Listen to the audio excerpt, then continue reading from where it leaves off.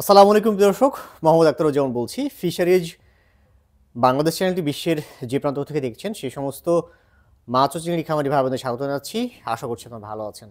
আজকে যে ভিডিও, সেই ভিডিওটি হচ্ছে যে আহ, যারা পাঙাশ চাষ করেন আসলে, তো এই পাঙাশ মাছের যারা খামারি আছেন, এই পাঙাশ মাছের যে গন্ধ, মানে যে একটা গন্ধ পাওয়া যায়, সেই ব্যাড স্মেল পাওয়া যায়, সেটা আসলে কি করে দূর করবেন সেই বিষয়ে আজকের ভিডিও। কারণটা হচ্ছে যে একটু আমি প্রথম একটু সূচনা করতে চাই, সেটা হলো যে পৃথিবীর অনেক দেশ, থাইল্যান্ড, ভিয়েতনাম, এরা এই পাঙাশ হচ্ছে দেশের বাইরে রপ্তানি করে প্রচুর মুদ্রা অর্জন করছে।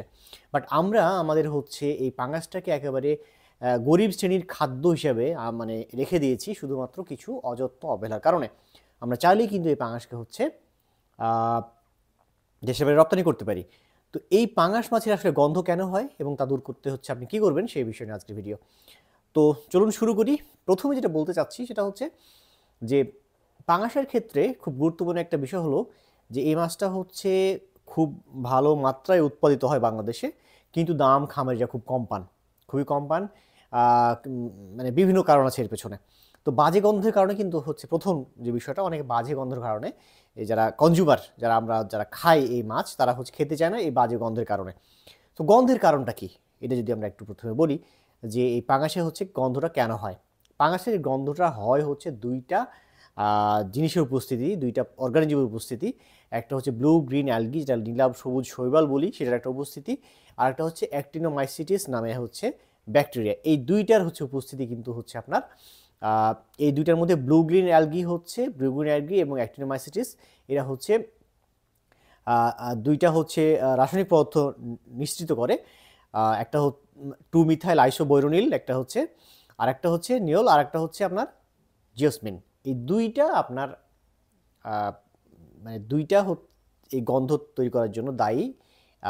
যেটা বললাম, ব্লু গ্রিন অ্যালগি এবং হচ্ছে অ্যাক্টিনোমাইসিটিস, এই দুইটার পদার্থ নিশ্চিত করে, যার ফলে কিন্তু গন্ধটা হয়। তো এখন যেটা হয় সেটা হলো যে আপনার জিওসমিন এবং 2 মিথাইল আইসো বর্নিওল যেটা করে সেটা হলো, এটা মানুষের যে মানে নাক আছে সেখানে বেশি মাত্রার হচ্ছে গন্ধের উদ্রেক করে। অন্য প্রাণী সেটা গন্ধ পায় না, কিন্তু মানুষ হচ্ছে এই দুইটা কেমিক্যালের প্রতি হচ্ছে আপনার সংবেদনশীল, যার ফলে যেটা হয় সেটা হলো এই গন্ধটা পাঙাশে কিন্তু পায়। তো কেন হচ্ছে এই পাঙাশে গন্ধ, মানে পুকুরে তৈরি হয় হচ্ছে আপনার জিওসমিন এবং 2 মিথাইল আইসো বর্নিওল। এখন কেন পাঙাশে গন্ধ থাকে, এটার পিছনে কারণটা হলো যে পাঙাশের যে শরীর সেটা তো হচ্ছে আপনার তৈলাক্ত, জানেন পাঙাশ একটা তৈলাক্ত মাছ, এবং এই শরীরে লাল পেশি থাকে।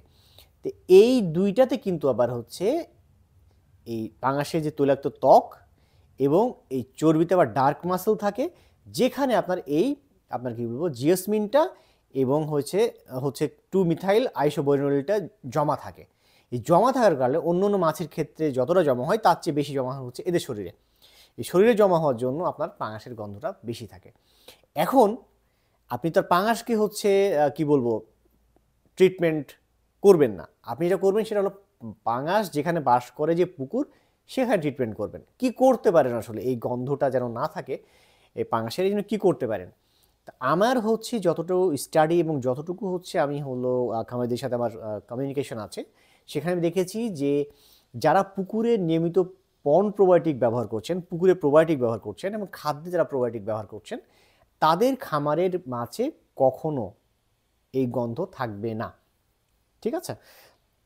কারণ পুকুরের যে প্রোবায়োটিক, সেটা মানে স্পেশালি হচ্ছে ব্যাসিলাস গ্রুপে যে প্রোবায়োটিকগুলো আছে, সেটা হলো আপনার এই ব্লু গ্রিন অ্যালগির অত্যধিক মানে কি বলবো মানে জন্ম নেয়া এবং অ্যাক্টিনোমাইসিটিসের বিরুদ্ধে খুব ভালো কাজ করে। হ্যাঁ, যদি একটা প্রোবায়োটিকের মধ্যে এনজাইম থাকে, আপনি একটা প্রোবায়োটিক ব্যবহার করছেন যার মধ্যে যদি এনজাইম থাকে, প্রোবায়োটিক থাকে, তাহলে কখনোই হচ্ছে আপনার ব্লু গ্রিন অ্যালগি এবং অ্যাক্টিনোমাইসিটিস কখনোই কাজ করতে পারে না। তো যার ফলে যারা প্রোবায়োটিক ব্যবহার করছেন তাদের এই পুকুরে হচ্ছে এই অ্যাক্টিনোমাইসিটিস এবং ব্লু গ্রিন অ্যালগি থাকবে না। আরেকটা হচ্ছে সেটা হলো যে গার্ড প্রোবায়োটিক কেন বলছি, অনেক ফিড কোম্পানি এমন কিছু খাবার মানে মানে তাদের খাবার তৈরি করার ক্ষেত্রে এমন আরএম ব্যবহার করছে, র মেটেরিয়াল ব্যবহার করছে, যেখানে সেই খাবারও কিন্তু মানে খাবার ফলে সেই খাবারটা মাছ খাওয়ার ফলে তাদের শরীরে গন্ধ তৈরি হয়। অনেক আরএম আছে খাবারের, হ্যাঁ, পচা দেখা যাচ্ছে, সে আরএম কোয়ালিটি ভালো ছিল না, সেখানেও কিন্তু গন্ধ থাকতে পারে সেই মাছের ক্ষেত্রে। কিন্তু কথাটা হচ্ছে যদি আপনি গার্ড প্রোবায়োটিক দিয়ে খাওয়ান তাহলে কিন্তু এই গন্ধটা অনেকাংশেই রিডিউস করা সম্ভব। এইটা একটা। আরেকটা হচ্ছে এই মানে পদ্ধতির কথা বললাম। ২ নম্বর কথা হচ্ছে যে আপনার পরিমিত যদি খাদ্য আপনাকে দিতে হবে। খাদ্য আপনি অপ্রয়োজনীয় খাদ্য দিচ্ছেন, গন্ধ সৃষ্টিকারী খাদ্য দিচ্ছেন, এমন খাবার দিচ্ছেন যেটা আরএম কোয়ালিটি হচ্ছে একেবারে র মেটেরিয়াল খুবই পুয়ার কোয়ালিটির, মানসম্মত না। তো এই খাবার আপনি পরিমিত দিবেন একটা, আর একটা হচ্ছে অপ্রয়োজনীয় খাদ্য আপনি দিবেন না, এবং অখাদ্য দিবেন না, মানে এমন খাদ্য দিবেন না যে খাদ্যটা হচ্ছে খেয়ে শরীরে গন্ধ তৈরি হয় মাছের, পাঙাশের ক্ষেত্রে। খাবার যখন যারা দিচ্ছেন তাদের ক্ষেত্রে মাথায় রাখেন যে খাবারটা অগভীর অংশে দেন, মানে গভীর অংশে খাবার দিয়েন না, অগভীর অংশে খাবারটা প্রয়োগ করেন।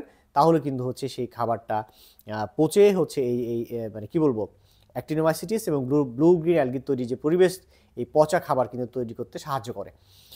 এরপরে যেটা সেটা হচ্ছে যে সবুজ স্তর যদি বেশি হয় তাহলে সেক্ষেত্রে খাদ্য প্রয়োগটা কমিয়ে দেন। দেখা গেলো যে আপনার খুব বেশি পরিমাণ সবুজ তৈরি হয়েছে পুকুরে, যেটা ফাইটোপ্লাঙ্কটনের পরিমাণ স্তর অনেক পড়ে গেছে, আপনি সেটার জন্য হচ্ছে খাদ্য প্রয়োগ কমিয়ে দেন, কারণ খাদ্য থেকে কিন্তু আপনার এই অতিরিক্ত শ্যাওলাটা তৈরি হতে পারে। ঠিক আছে। এখন আরেকটা ব্যাপার হচ্ছে, অনেকেই বলে থাকছেন যে মাত্রাতিরিক্ত বা অতিরিক্ত সবুজ যখন হচ্ছে, তো সবুজ এই শৈবাল মানে দেওয়ার জন্য বিভিন্নজন বিভিন্ন পদ্ধতির কথা বলেন। তা আমি বলবো যে অতিরিক্ত সবুজ শৈবাল বা এই শ্যাওলা দূর করার জন্য আপনি অবশ্যই প্রোবায়োটিক দিন। কোনো ধরনের ক্ষতিকর কেমিক্যাল, অনেকে তুতে ব্যবহার করার কথা বলে, আমি তুতে ব্যবহার করার ক্ষেত্রে একেবারে এটার হলো বিপক্ষে। সো এটাও ব্যবহার করবেন না, আপনারা হচ্ছে প্রোবায়োটিক দিন।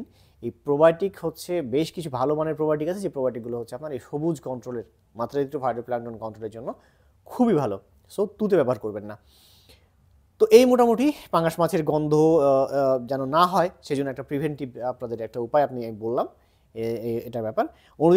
অন্যদিন চেষ্টা করব যে হচ্ছে এমন কিছু তৈরি করার জন্য যে আপনার মাছ তৈরি হয়ে গেছে, বাট হচ্ছে আপনি সেটার গন্ধ তৈরি করতে মানে দূর করতে চান, সেটা নিয়ে আলাদা একটা ভিডিও দিব।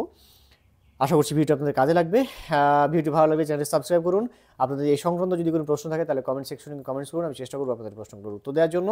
ভালো থাকবেন, দেখা হবে অন্য কোনো দিন অন্য কোনো ভিডিও নিয়ে। সে পর্যন্ত আল্লাহ হাফেজ।